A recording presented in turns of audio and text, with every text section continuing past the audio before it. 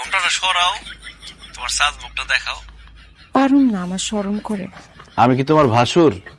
আমি হইলাম গিয়ে তোমার স্বামী, আমার সাথে শরম কিসের? ঘোমটাটা একটু সরাও, দুইজন দুজনের মুখ দেখে তারপরে কথা বলি। পারুম না, 6 মাস পরে দেশে আইসা একবারে সামনাসামনি দেখেন। কি কো? এতদিন তোমার চেহারা না দেখে আমি থাকতেই পারুম না, দম আটকে মরে যাবো। তুমি কি চাও আমি দম আটকে মরে যাই? তাহলে ঘোমটাটা একটু সরাও।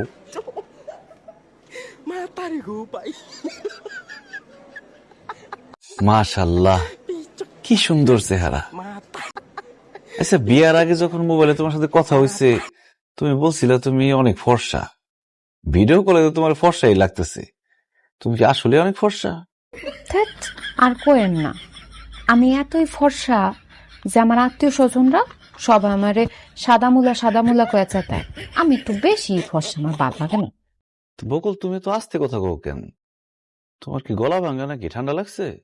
না না, আমার গলা ভাঙা না, আমি একটু আস্তে আস্তেই কথা বলি, আমার গলাটাই এরকম।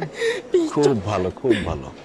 মেয়েদের গলার আওয়াজ যত নিচে থাকবো ততই ভালো, সংসারে শান্তি থাকবো।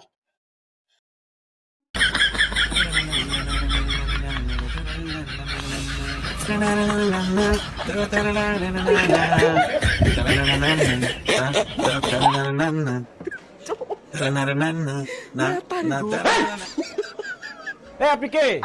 আমাদের বাড়ির সামনে এরকম একটা উদ্ভট ড্রেস পরে এরকম নাচন কুদন করতেছেন?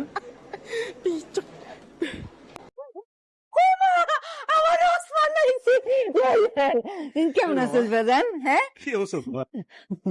এই তো ভালো আছি আমি। তোমরা কেমন আছো? ভালো আছি।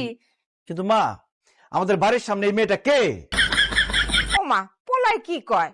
আরে এটা তো তোর বউ, আমাগো বৌমা বকুল। কি? কি উল্টাপাল্টা কথা বলতেছো মা? এই বজ্জাত মেয়ে তো আমার বউ হইতেই পারে না। কয়দিন আগে তুই ওই টেলিফোনে বিয়ে করলি, এখন কেন কইতেছ যে সে তোর বউ হইতে পারে না? আব্বা, সে আমার বউ কিভাবে হয়?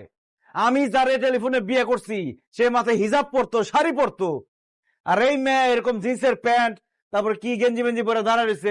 অসম্ভব, এই মেয়ে আমার বউ হইতেই পারে না। ওহো, এই কথা।